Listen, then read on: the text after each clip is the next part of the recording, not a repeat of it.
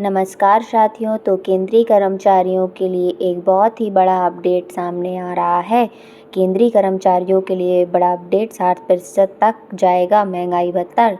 तो चलिए इसे विस्तार से जान लेते हैं। लेकिन उससे पहले अगर आपने हमारे यूट्यूब चैनल को सब्सक्राइब नहीं किया है तो पहले हमें सब्सक्राइब कर लें ताकि आने वाली वीडियो आप तक पहले पहुंच सके।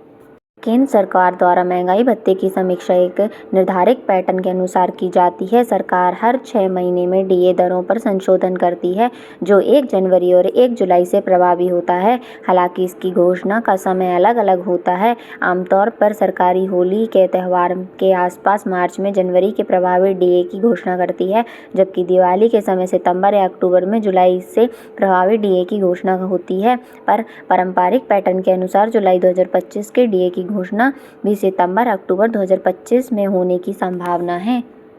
केंद्रीय कर्मचारियों और पेंशनधारियों के बीच जुलाई 2025 से महंगाई भत्ते में 3% तक की वृद्धि की प्रबल संभावना पर चर्चा हो रही है।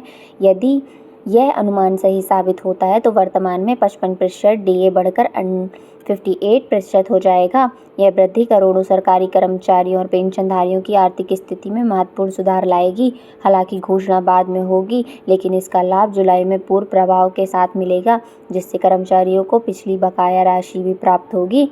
महंगाई भत्ते की गणना प्रक्रिया डीए की गणना पूर्णतः वैज्ञानिक आधार पर की जाती है। इसका निर्धारण अखिल भारतीय उपभोक्ता मूल्य सूचकांक औद्योगिक श्रमिक के आधार पर होता है।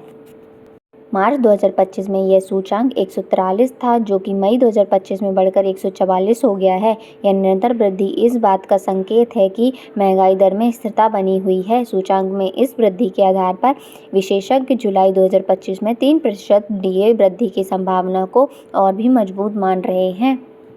विशेषज्ञों का मानना है कि जनवरी 2026 से प्रस्तावित 8वें वेतन आयोग के लागू होने तक डीए लगभग 60% तक पहुंच सकता है। नए वेतन आयोग के समय यह डीए मूल वेतन में मिला दिया जाता है, जो वेतन आयोगों की एक सामान्य प्रक्रिया है। इसके बाद नए वेतन संरचना के तहत डीए की गणना फिर से शुरू होती है।